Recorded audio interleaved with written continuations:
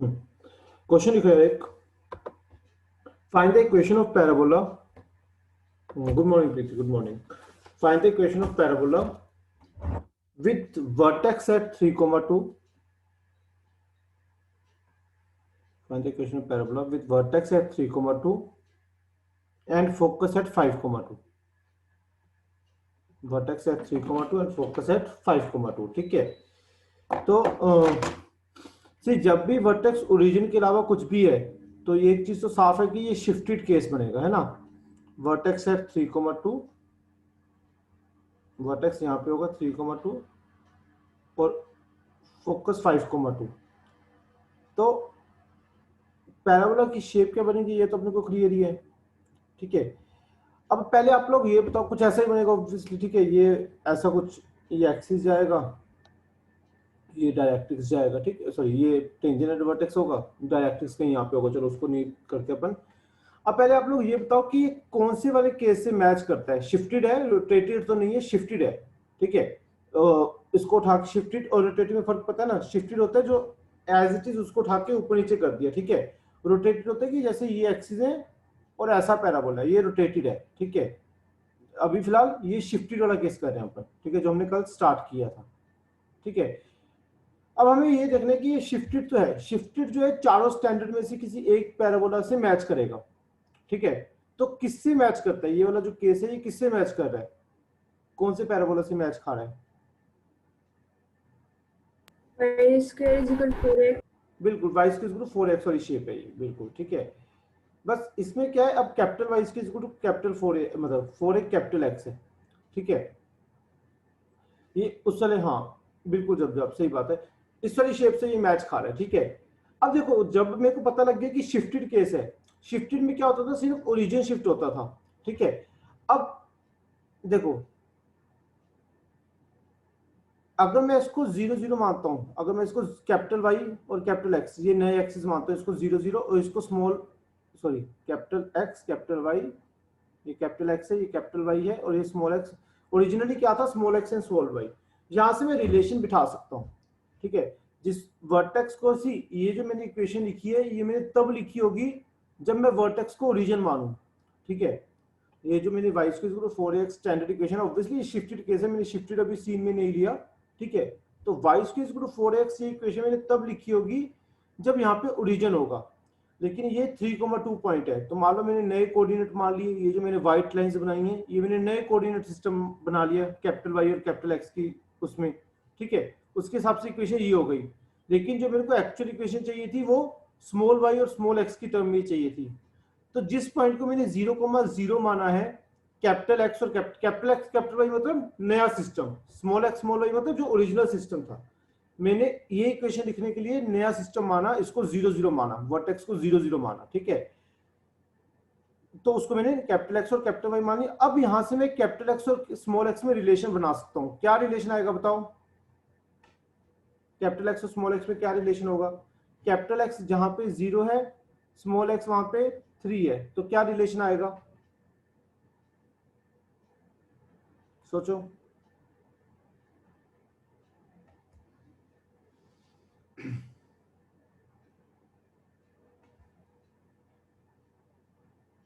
हाँ बिल्कुल, capital X is equal to, सही बात है, ठीक है, स्मॉल एक्स माइनस 3।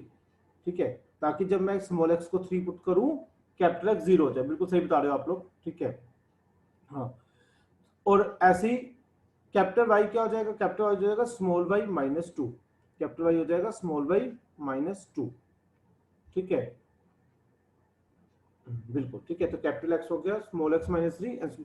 बस अब अपने को क्या करना है, इस इक्वेशन को स्मॉल एक्स और स्मॉल वाई की टर्म में लिखना है। ठीक है, ये जो मैंने इक्वेशन लिखी ये तो कैपिटल एक्स और कैपिटल वाई में थी। कैपिटल एक्स कैपिटल वाई क्या है, जो मैंने एज्यूम किया कोऑर्डिनेट सिस्टम, व्हाइट वाला, जो व्हाइट वाला कोऑर्डिनेट सिस्टम है जो मैंने एज्यूम किया। ठीक है, वो मैंने क्यों एज्यूम किया, ताकि मैं वर्टेक्स को ओरिजिन पे ला सकूं।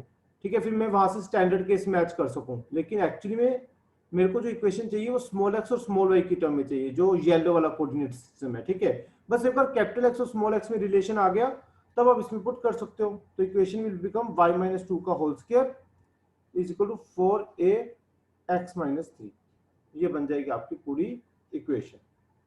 ठीक है, अब लेकिन अभी ए की वैल्यू निकालनी है अपने को, ए की वैल्यू अपन निकालते हैं, उसमें बात करते हैं अपन, बट फिलहाल मोटा मोटा इक्वेशन ये बन जाएगी, ठीक है। अच्छा, ए कैसे निकालेंगे? अगर मैं कैपिटल एक्स कैपिटल वाई के हिसाब से सोचूं, अगर ये पॉइंट 0,0 है तो ये पॉइंट होता है a,0, ठीक है। इन दोनों का जो डिस्टेंस होता है, अगर आप स्टैंडर्ड केस में सोचो, शिफ्टेड केस हमेशा स्टैंडर्ड से सोच सकते हो आप, वर्टेक्स और फोकस में जो डिस्टेंस होता है वो कितना होता है? वर्टेक्स और स्टैंडर्ड केस में वर्टेक्स होता है 0,0, फोकस होता है a,0, दोनों में डिस्टेंस कितना होता है? A ए, ठीक है, ए होता है, ठीक है। अब इसमें देखो, बस वही अपने को ए चाहिए ना, इक्वेशन में सिर्फ क्या रह गया, मैंने बाकी इक्वेशन तो लिख ली, सिर्फ ए को हटाना रह गया। तो ए कितना आ जाएगा? दोनों में डिस्टेंस देखो कितना है। हाँ, जब जब से ये ए की वैल्यू कितनी आ रही देखो एक बार, दोनों में इन दोनों का डिस्टेंस देखो। हाँ बिल्कुल 2 आ रही है एक वैल्यू, ठीक है। तो ए की वैल्यू 2 है, तो ओवरऑल हो गया, जो मेरा फाइनल आंसर आया वो आया y-2 का whole square is equal to 8 times x-3। ये बन गई आपकी इक्वेशन। तो जब भी ऐसा शिफ्टेड केस हो ना, तो पहले तो आप कैपिटल वाई और कैपिटल एक्स की टर्म में देख लो कि कौन सा स्टैंडर्ड केस बन रहा है, फिर वर्टेक्स निकालना जरूरी है। वर्टेक्स से आपको पता लग जाएगा कि कैपिटल वाई और स्मॉल वाई में क्या रिलेशन है, कैपिटल एक्स और स्मॉल एक्स में क्या रिलेशन है, वहां से पुट करोगे तो आपके पास आंसर आ जाएगा। शिफ्टेड केस हमेशा आप ऐसे सोल्व कर सकते हो। शिफ्टेड केस के लिए आपको डायरेक्ट्रिक्स, फोकस डिस्टेंस, डायरेक्ट्रिक्स के डिस्टेंस इक्वल करना, वो सब करने की जरूरत नहीं है, ठीक है। शिफ्टेड केस कुछ ऐसा ही होता है, बस वाई भी शिफ्टेड होता है, एक्स भी शिफ्टेड होता है, ठीक है। तो पहले स्टैंडर्ड केस मैच कर लो, फिर वर्टेक्स से स्मॉल एक्स स्मॉल वाई में रिलेशन निकाल के आप इक्वेशन निकाल सकते हो। कोई डाउट? कोई डाउट किसी को? no sir. ठीक है, नोट कर ले एक बार।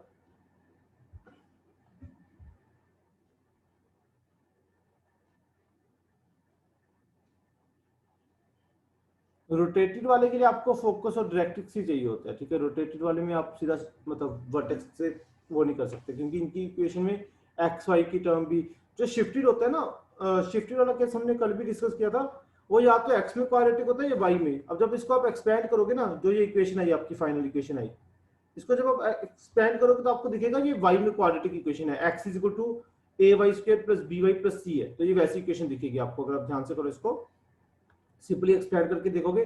जो शिफ्टेड केस होता है वो एक्स में या वाई में क्वाड्रेटिक होता है, ठीक है। रोटेटेड वाले में एक्स इंटू वाई की टर्म्स भी आ सकती है, शिफ्टेड वाले में एक्स इंटू वाई की टर्म नहीं आती, ठीक है। रोटेटेड वाले में कुछ भी हो सकता है, ठीक है, बट शिफ्टेड वाले में either that is quadratic in X और that is quadratic in Y, ठीक है। क्लियर हुआ? कोई डाउट?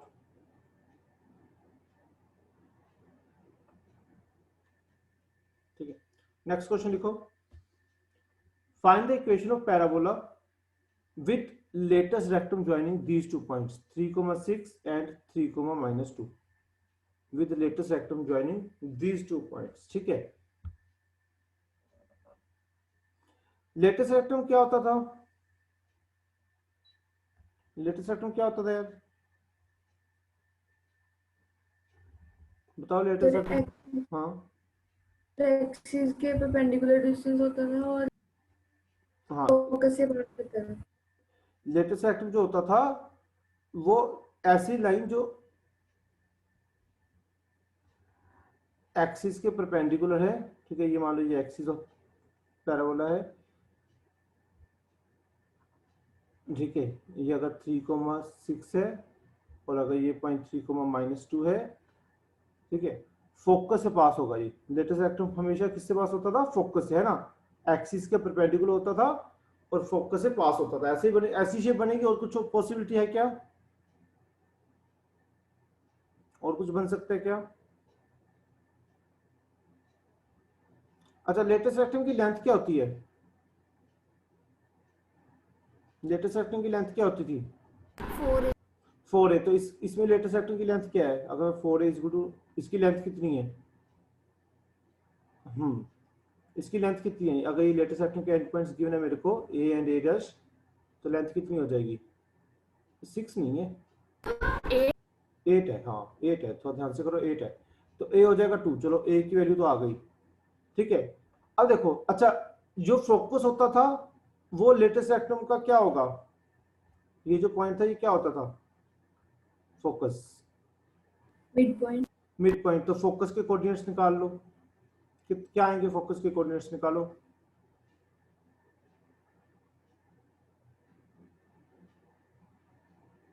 सर 3,2, बिल्कुल ठीक है, सीधा से मिड पे निकालने, इसमें कोई खास नहीं, वो ऐसा नहीं लगेगा, ठीक है। अब देखो ये ए आ गया, ठीक है, ये डिस्टेंस भी ए होता था, तो ये डिस्टेंस 2 है, वर्टेक्स और फोकस में डिस्टेंस 2 होगा, तो ये पॉइंट क्या हो जाएगा, एक्स कम होगा या वाई कम होगा इसमें, अगर आप इस तरफ जा रहे हो तो एक्स कम हो रहा है या वाई कम हो रहा है, सर एक्स कम हो रहा है, तो ये क्या बन जाएगा, वर्टेक्स के कोऑर्डिनेट्स क्या बन जाएंगे बताओ,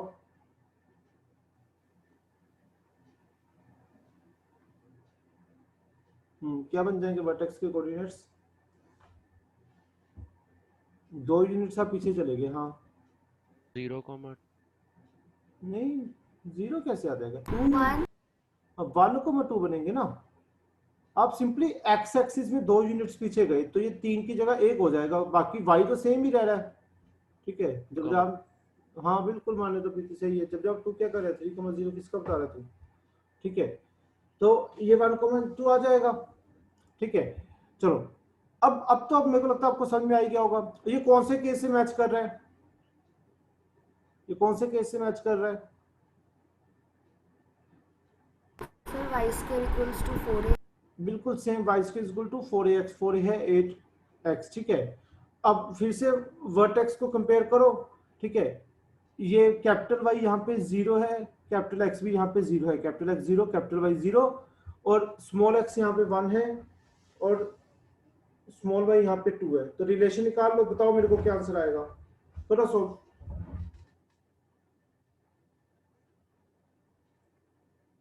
करो सोल्व।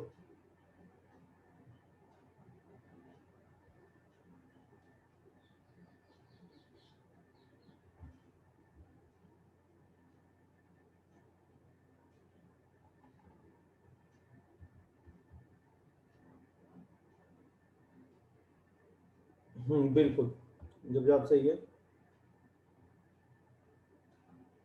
थोड़ा सा एक से रुक जाए, उल्ट कर दिया जब जवाब, ऐसे तो नहीं, y-1 y-2 आएगा वहां पे, क्योंकि कैपिटल वाई क्या है, स्मॉल वाई -2, ये है कैपिटल वाई, और कैपिटल एक्स क्या है, स्मॉल एक्स -1, ये रिलेशन आएगा, इसमें पुट करना है, तो y-2 का whole square is equal to 8 times x-1, ये आपका आंसर बन जाएगा। कितने बच्चों का यही आंसर बना यार, किसी का आया था यहाँ तक, इजी था यार, इसके बाद आप कर सकते थे, आया था किसी का यहाँ पे, चलो, जब तेरा गलत आया, बट ध्यान से कर उसको, हाँ ओके गुड, ठीक है। अब यार इसमें अपन ने क्या किया ना, चलो ये तो ठीक है, ये बन गया, ठीक है, हम लोगों ने एक केस मिस कर दिया यहाँ पे, सी लेटेस्ट एक्टर के एंड पॉइंट्स गिवन थे, तो पैराबोला ऐसा भी तो बन सकता था, ठीक है, ये भी तो बन सकते हैं पैराबोला के, नहीं, यस सर।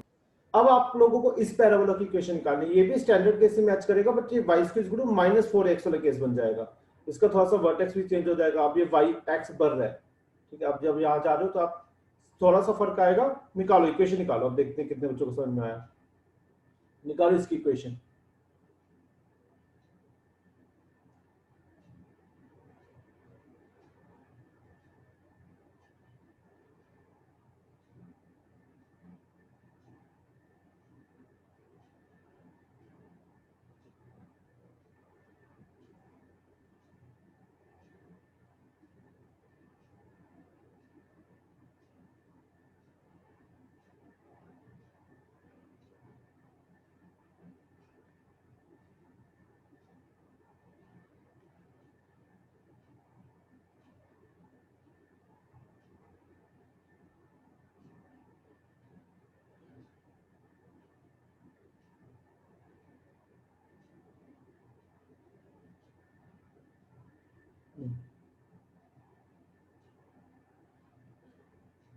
इस ब्लू वाले पैराबोला की इक्वेशन निकालनी होगी थी, क्योंकि दो पैराबोला पॉसिबल है, ठीक है।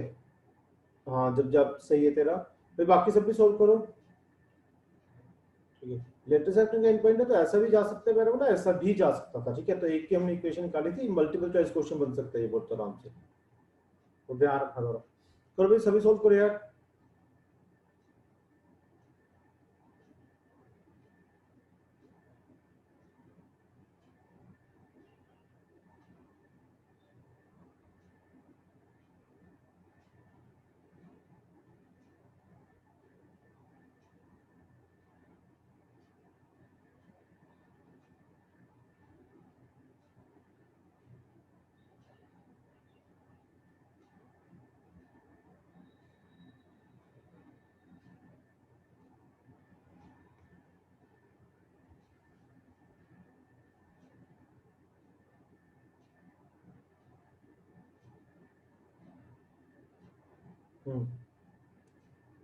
बिल्कुल सही इक्वेशन है उसका वाले,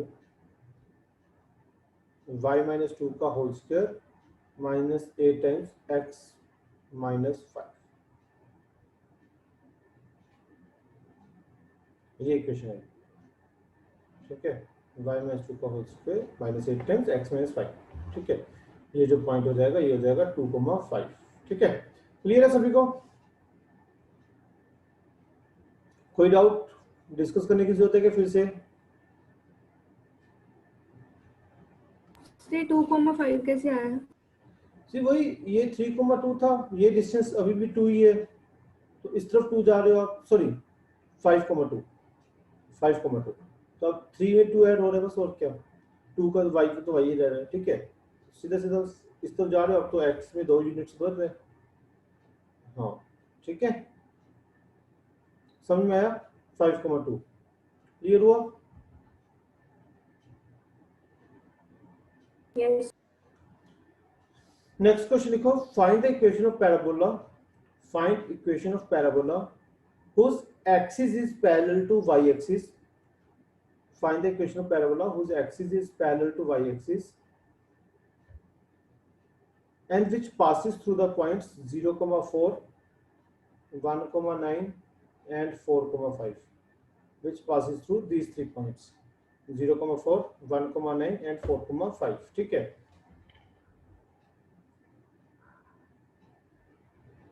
ठीक है, see and determine its latest rectum and determine length of latest rectum, ठीक है। देखो ये क्या कह रहे हैं कि पैराबोला ऐसा होगा, find the equation of parabola whose axis is parallel to y axis and which passes through these 3 points, ठीक है।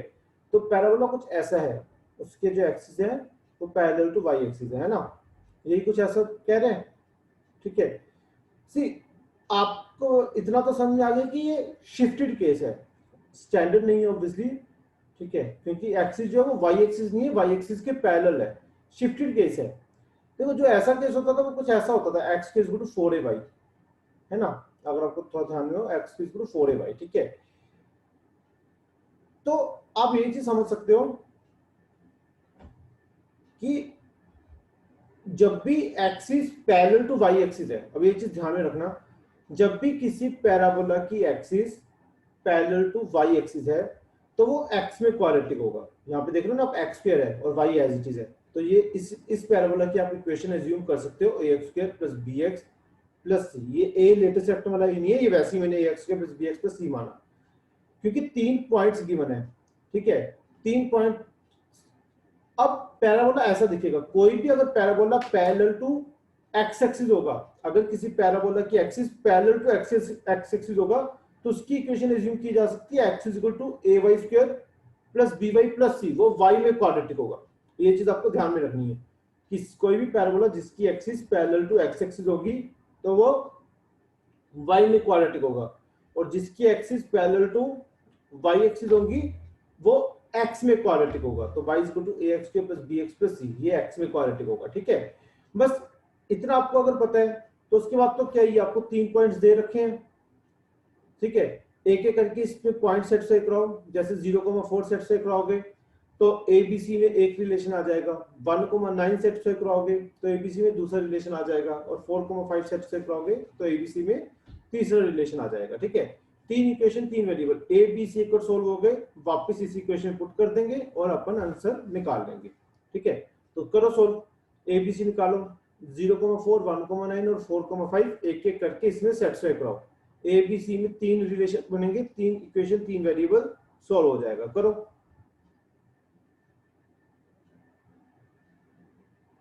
करो सोल्व। किसी को डाउट है तो पूछो।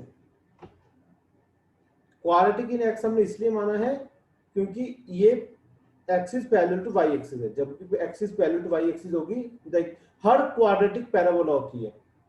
जो भी क्वाड्रेटिक इक्वेशन हम पढ़ते थे पहले भी, आप देखो शेप वैसी बनती थी उनकी। हर क्वाड्रेटिक शिफ्टेड पैराबोला होती है। ठीक है, चाहे वाई में क्वाड्रेटिक हो चाहे एक्स में क्वाड्रेटिक हो। तो बस आपको इतना पता होना चाहिए कि कौन से केस में कौन सी वाली क्वाड्रेटिक है ये। ठीक है, करो इसको ट्राई। तो यहाँ पे ये मतलब x की इक्वल टू 4ay भी बन सकता था, या फिर x की इक्वल टू -4ay भी बन सकता था। मतलब अगर axis parallel to Y axis है तो ऐसा केस भी बन सकता है और ऐसा केस भी बन सकता है। ठीक है, वो तो सोल्व करने पता लगेगा, बट इतना साफ साफ क्लियर है कि एक्स स्क्वायर की टर्म आ रही है तो क्वाड्रेटिक तो एक्स में ही बनेगी। तो वहां से मैंने ये चीज ली। अब ए की वैल्यू पोस्ट, जब हमने क्वाड्रेटिक में भी पढ़ा था कि ए की वैल्यू पॉजिटिव आएगी तो ऐसा पैराबोला होगा, और ए की वैल्यू नेगेटिव आएगी तो ऐसा पैराबोला होगा। तो वो ए की वैल्यू पे डिसाइड करता है कि कैसा पैराबोला बनेगा। दोनों में से कुछ भी केस हो सकता है। ठीक है, तो जरूरी नहीं कि यही केस ऊपर वाले केस होगा, नीचे वाला भी बन सकता है। Yes sir. ओके, कुछ कुछ आंसर आया अपने पास। ए की वैल्यू थोड़ी सी गलत लग रही है मेरे को। ए की वैल्यू नेगेटिव आ रही है जब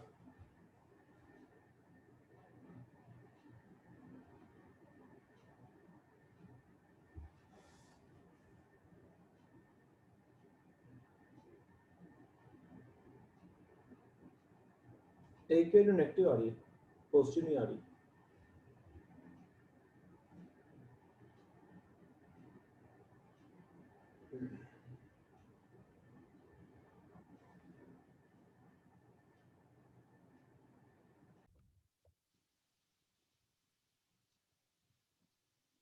तो सही है, ए की वैल्यू आएगी जब आप सोल्व करोगे, ए की वैल्यू आएगी -19/12, बी की वैल्यू आएगी 79/12 एंड सी की वैल्यू आएगी 4।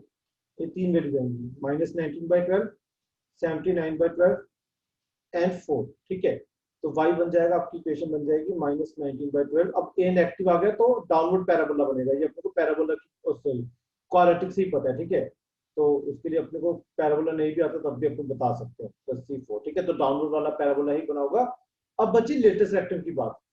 ठीक है, प्रीति 79 आएगा भी। ठीक है, 79/12, बाकी सही है। हाँ, तो अब देखो यार, एक चीज आप ध्यान में समझो, ये अगर कोई भी इक्वेशन x में क्वाड्रेटिक है, जैसे ax² + bx + c, ठीक है, तो लेटेस्ट रेक्टेंगल की लेंथ होगी 1/मॉडुलस ऑफ a। सीधा सीधा जब आप उसको रीअरेंज करके लिखते हो, शिफ्टेड केस लिखते हो, तो आपको वहां से दिख जाता है। बट आप सीधा से याद रखो, हर बार अपन रीअरेंज करके परफेक्ट स्क्वायर नहीं बनाएंगे, आपको सीधा सीधा पता होना चाहिए। और अगर ay² + by + c भी है, चाहे x में क्वाड्रेटिक है चाहे b में y में क्वाड्रेटिक है, जो लीडिंग कोफिशिएंट होगा क्वाड्रेटिक का, उसका मॉडुलस लेके 1 उसका रेसिप्रोकल ले लेना बस। ठीक है, तो यहाँ पे जो लेटेस्ट रेक्टेंगल की लेंथ हो जाएगी, a था 19/12 -19/12, तो 1/-19/12 करोगे तो इट बिकम 12/90।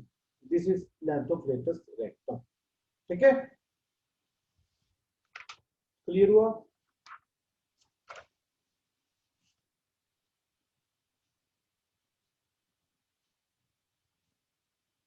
ठीक है, क्लियर हुआ? यस। तो ये आपको सीधे से याद रखना है। ये आता कैसे? इसको वही रीअरेंज करके परफेक्ट्स को बनाओगे तो आपका घूम फिर के पहले a को उस तरफ लेके जाओगे, परफेक्ट्स को बनाओगे तो आपकी जो इक्वेशन बनेगी वो ऐसी ही बनेगी, x = 1/a y - m। मतलब ऐसा अगर मैं कैपिटल x को कैपिटल y की टर्म लिखूंगा तो यही 4a होता था ना, तो वहां से लेटेस्ट रेक्टेंगल की लेंथ आती है। बट बार बार उसको परफेक्ट्स को बनाने की जरूरत नहीं है, अब सीधा से याद रखो कि लीडिंग कोफिशिएंट जो होता है उसके मॉडुलस का रेसिप्रोकल। मॉडुलस तो अपन उसको सिर्फ पॉजिटिव बनाने के लिए ले रहे हैं बस, ठीक है, लेंथ है तो पॉजिटिव होनी चाहिए, ठीक है। नेक्स्ट है position of a point with respect to parabola.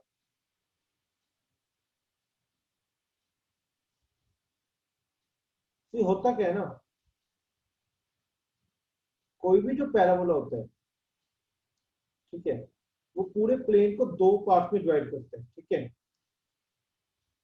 एक ये वाला पार्ट और एक आउटसाइड पॉइंट, ठीक है, एक ये वाला पार्ट, है ना।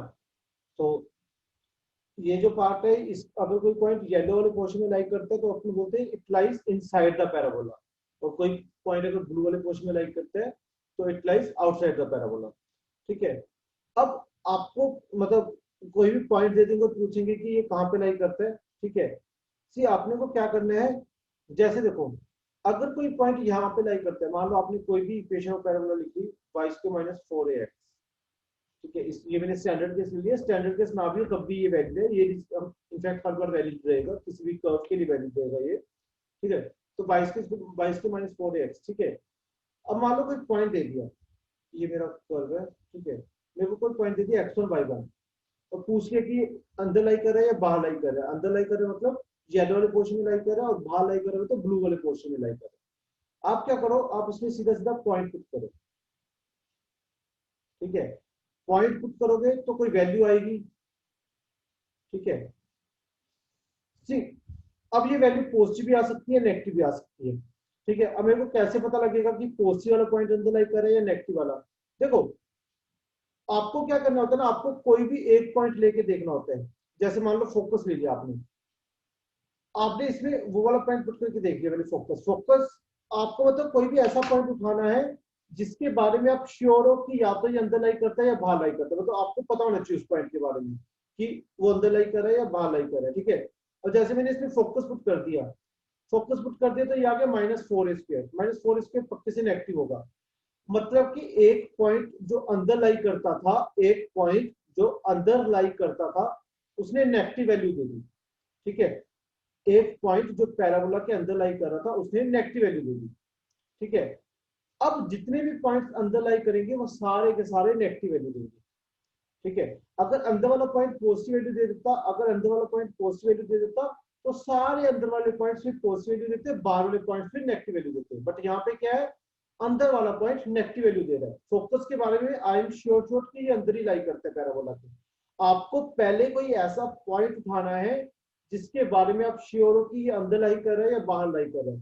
तो जैसे मैंने फोकस उठा लिया, फोकस के बारे में मैं श्योर हूँ कि भाई ये अंदर लाई करता है, ठीक है। तो 1,0 अंदर लाई करता है, तो 1,0 इसमें पुट किया अपन ने, ठीक है। 1,0 पुट किया तो वो नेगेटिव आ गया, ठीक है। तो यानी कि जितने भी पॉइंट्स हम अंदर लाई करेंगे वो नेगेटिव आंसर देंगे। अब मान लो x1 y1 आपने पुट किया, अब अगर x1 y1 ने नेगेटिव आंसर दे दिया तो वो अंदर लाई कर रहा है, अगर x1 y1 ने पॉजिटिव आंसर दे दिया तो वो आउटसाइड लाई कर रहा है, बस। तो पहले ये चीज पता लगा लो, कोई एक ऐसा पॉइंट, तो जो पॉइंट आप उठा रहे हो उसके बारे में आपको श्योर होना चाहिए कि वो अंदर लाई कर रहा है या बाहर लाई कर रहा है, ठीक है, ठीक है। तो जो पॉइंट आपने उठाया पहले, आप उसके बारे में पहले से आपको पता है कि या तो ये अंदर लाई करे या बाहर लाई करे, फोकस हो सकता है या एक्स एक्सिस पे कोई भी और पॉइंट हो सकता है, इस तरफ 20,0 100,0 कोई भी ऐसा पॉइंट वो मेरे को साफ साफ दिख रहा है कि वो अंदर लाई कर रहा है, ठीक है। एक बार वो पॉइंट के लिए आपने चेक कर लिया, अगर वो पॉइंट पॉजिटिव आ रहा है तो जितने भी पॉइंट सारे अंदर लाई करेंगे वो सब पॉजिटिव देंगे। अगर वो पॉइंट नेगेटिव आ रहा है तो जितने भी पॉइंट सारे क्या बोलते हैं बाहर लाइक करेंगे वो उस हिसाब से नेगेटिव देंगे, ठीक है। क्लियर हुआ? अगर अंदर वाले नेगेटिव दे रहे तो सारे अंदर वाले नेगेटिव देंगे, मतलब दो जो पोर्शन बन गए, ये दो जो हिस्से बन गए, ये सारे पॉइंट्स एक साइड रखेंगे अपना और ये सारे पॉइंट्स एक ही साइड रखेंगे अपना, ठीक है। क्लियर हुआ? नोट कर इसको, ठीक है। तो पहले एक पॉइंट आपको पता होना चाहिए जिसके बारे में आप श्योर हो, उससे आपको पता लग जाएगा, ठीक है।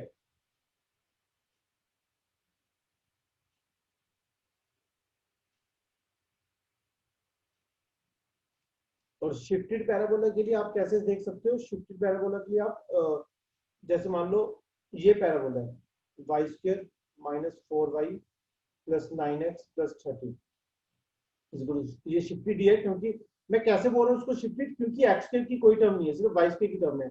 या तो पूरी वाई में क्वाड्रेटिक हो या एक्स में क्वाड्रेटिक हो, वो शिफ्टेड होती है। ये वाई में क्वाड्रेटिक है, ठीक है, तो ये शिफ्टेड केस है। ठीक है, तो यहाँ से अपने को पता लग जाता है कि शिफ्टेड है, जिसमें एक्स स्क्वायर और दोनों वाई स्क्वायर दोनों की टर्म होंगी, वो रोटेटेड हो जाएगा।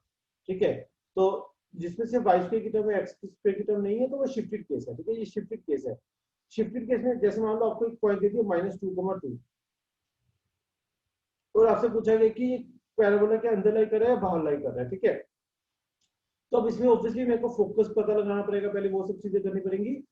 शिफ्टिंग वाले केस में अगर आप जो वाई स्क्वायर या एक्स स्क्वायर का कोफिशिएंट उसको आप पॉजिटिव बना लेते हो, अगर वाई स्क्वायर या एक्स स्क्वायर के कोफिशिएंट को आप पॉजिटिव बना लेते हो, फिर आप सीधा सीधा ये पॉइंट इसमें पुट करो, इसमें पुट करोगे Y square minus 4y plus 9x plus 30, तो 4 माइनस 8 माइनस 18 प्लस 30। ठीक है, ये बन गया 70 माइनस 26, नेगेटिव बन गया होगा। ठीक है, मेरे को वैल्यू से मतलब नहीं, नेगेटिव बन गया होगा, इतना साफ साफ दिख रहा है। तो अगर शिफ्टेड वाला केस है, शिफ्टेड वाले केस में आप बिना फोकस निकाले या मतलब कोई पॉइंट ढूंढे काम चला सकते हो। कैसे? शिफ्टेड वाले केस में जो भी लीडिंग कोएफिशिएंट है एक्स स्क्वायर का या वाई स्क्वायर का, उसको पॉजिटिव की फॉर्म में लिख लो। ठीक है, फिर उसमें सीधा सीधा पॉइंट पुट करो। अगर वो नेगेटिव आ गया तो इनसाइड, अगर वो पॉजिटिव आ गया तो वो आउटसाइड। ठीक है, अगर नेगेटिव आ गया तो इनसाइड, अगर पॉजिटिव आ गया तो आउटसाइड। समझ में आई बात आप लोगों को? ये सिर्फ शिफ्टेड वाले केस में चला सकते हो। अगर बाकी कोई पैराबोला होता तो फिर फोकस निकाल के पता लगता आपको। ठीक है, क्लियर हुआ?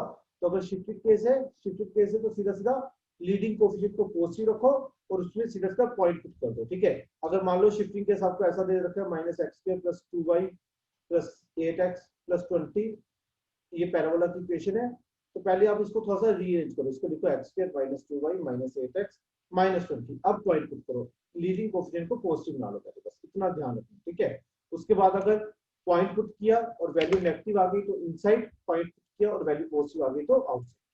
ठीक है, क्लियर हुआ? कोई डाउट किसी को?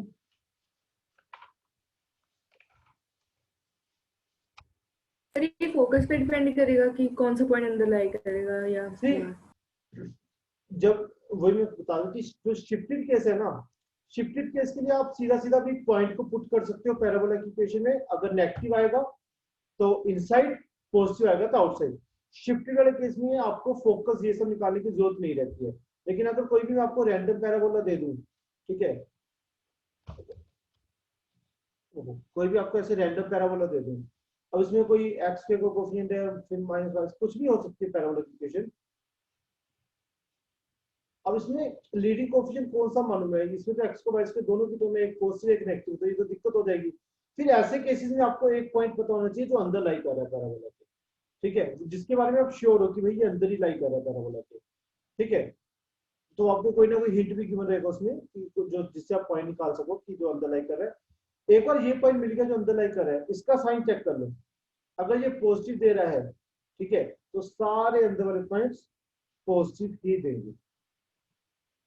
ठीक है, अब अगर ये नेगेटिव दे रहा है तो सारे अंदर वाले पॉइंट्स नेगेटिव ही देंगे।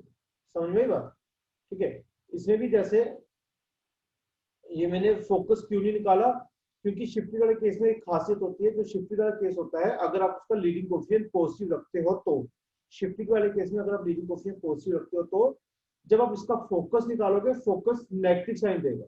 लीडिंग कोएफिशिएंट पॉजिटिव रखने के बाद फोकस हमेशा नेगेटिव साइन देता है। तो मैं सीधा सीधा वहां से रिजल्ट बना लिया कि पॉइंट पुट करो, अगर नेगेटिव आया तो इनसाइड, पॉजिटिव आया तो आउटसाइड। ठीक है, फोकस हमेशा नेगेटिव साइन ही देता है अगर लीडिंग कोएफिशिएंट को पॉजिटिव रखते हो तो। ठीक है, तो वहां से हमने रिजल्ट बना लिया सीधा सीधा। क्लियर हुई बात? अपना वो वाला पार्ट बच गया, फोकस निकालने वाला। Yes sir. ठीक है, ठीक है, तो फिलहाल इतना ही करते हैं आप। एक बार इसको रिवाइज करके आना। ठीक है, आज भी हमने वही जो कल किया तो वही कंटिन्यू किया मोटा मोटा कि शिफ्ट वाले के सारे। ठीक है, तो एक बार इसको रिवाइज कर लेना, कल फिर अपन इससे आगे कंटिन्यू करते हैं। ठीक है, मंडे को। चलो ओके यार, thank you. Thank you sir.